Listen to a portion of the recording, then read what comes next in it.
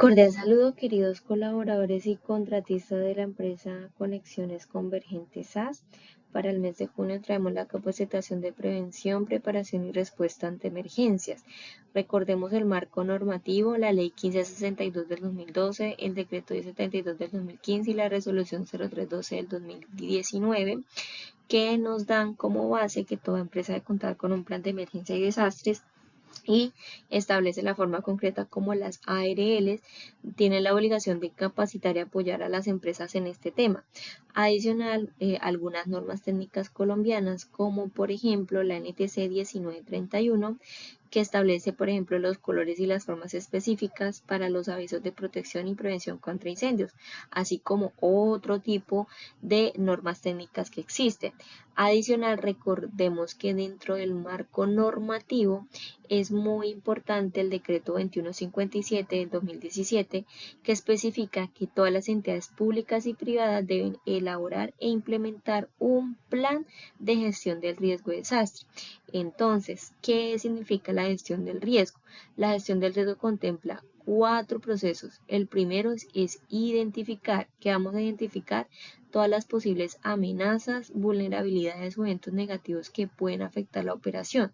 Una vez identificadas, vamos a pasar a analizarlas. Analizarlas significa que vamos a estudiar cada una, digamos, estudiarlas de fondo para poder entender cuáles son sus causas, cuál es su probabilidad de ocurrencia y cuál es el impacto que podrían tener dentro de la organización para pasar seguidamente a la evaluación. En esta etapa de evaluación, pues comparamos los resultados de este análisis que hemos realizado para poder decir cuáles requieren una atención urgente y cuáles pueden monitorearse y seguidamente pasar al proceso de tratar. Esto significa pues poder implementar estrategias y controles para poder mitigar, evitar o aceptar el riesgo. Para esto es importante conocer cuáles son los riesgos a los cuales pues podemos estar expuestos o se pueden materializar en nuestra empresa y que podrían generar una emergencia, por ejemplo un incendio, una explosión, un sismo, una inundación, un derrame de sustancias, una fuga de gas, un accidente eléctrico o algún tipo de aglomeración, así como otro tipo de riesgos que quizás no estén aquí, pero que se hayan contemplado en un análisis de vulnerabilidad. Cuando hablamos de emergencia, lo primero que debemos hablar es la preparación que debe tener la empresa. Dentro de esta preparación está la documentación de un plan de emergencia, la definición de recursos y equipos, la capacitación y el entrenamiento, los simulacros y la señalización y las rutas de evacuación. ¿Qué contempla un plan de emergencia? Contempla un antes, que es la prevención, un durante, que es la respuesta, y un después, que es la recuperación. Entonces, en ese antes, la empresa debe definir cuáles son los recursos y los equipos con los que debe contar para poder atender una emergencia. Por ejemplo, un botiquín de primeros auxilios, un extintor, algún tipo de alarma, señalización o camilla, por ejemplo, de emergencia. ¿Cuál es la capacitación y el entrenamiento que le va a dar a sus colaboradores? No solo a los brigadistas, sino a todo el personal que hace parte de la empresa, para que puedan conocer el plan de emergencia, para que sepan cuál es el punto de encuentro, cómo es la forma indicada de evacuar, qué hacer en caso de que se materialice cualquiera de las amenazas que se han tenido en cuenta en ese análisis de vulnerabilidad. Se deben realizar simulacros. Los simulacros se hacen se hace por lo menos uno al mes y el principal objetivo, uno al año. Y el principal objetivo de estos simulacros es poder evaluar la capacidad de respuesta de todos los colaboradores, probar también, por ejemplo, pues la eficacia que tiene el plan de emergencia, poder entrenar a los brigadistas, poder cronometrar los tiempos. Entonces los tiempos, por ejemplo, de respuesta, de evacuación, y por qué no, identificar fallas y mejoras dentro de ese plan de emergencia. La señalización y las rutas de evacuación. Es importante que sean visibles, que podamos definir o tener definido entre esa señalización cuál es la ruta de evacuación, cuáles son las salidas de emergencia, que podamos tener señalizadas, por ejemplo, cada uno de los equipos de emergencia, el botiquín, la camilla, el extintor. ¿Por qué? porque puede ser que al momento de que ocurra una emergencia, esté una persona externa a la empresa, un visitante, un contratista, un proveedor, y la señalización le va a ayudar a que él pueda contextualizarse y pueda ubicar cuáles son esas rutas de evacuación, cuál es el punto de encuentro y pueda participar de este, por ejemplo, digamos, de este momento pueda tener la forma de poder también evacuar del lugar.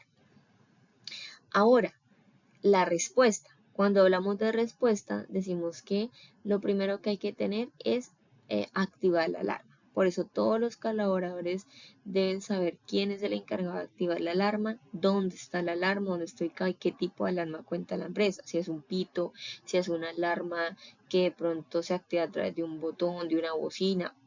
Comunicar la emergencia. Entonces todos los trabajadores deben saber a quién se le comunica la emergencia cuando se presenta.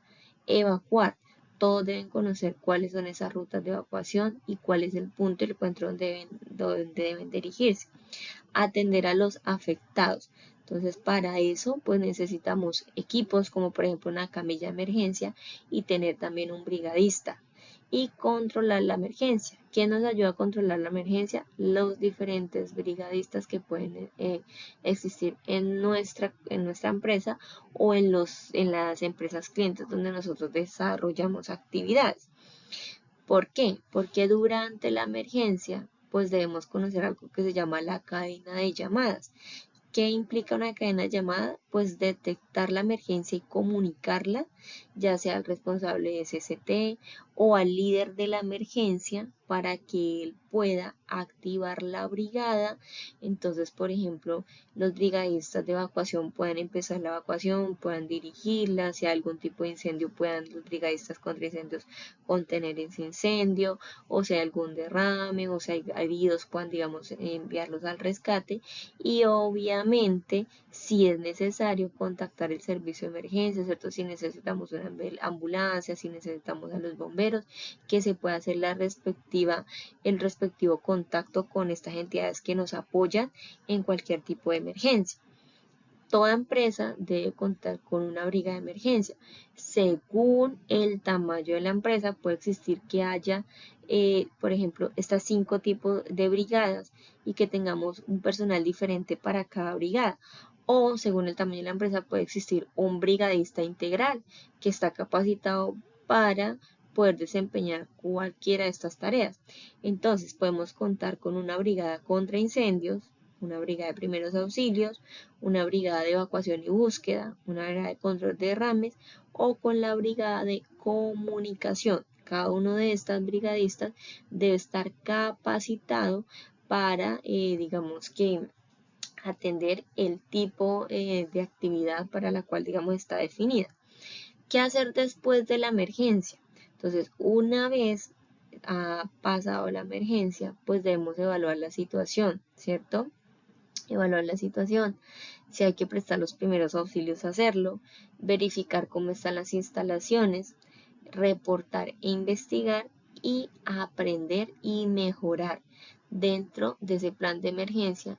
¿Qué es lo que de pronto, digamos, estamos fallando? ¿Cuáles son los aspectos a mejorar para futuras emergencias que se puedan presentar? Recuerden que todos somos parte de la prevención y prevenir es proteger vidas. Gracias y recuerden que la seguridad es responsabilidad de todos. Feliz día.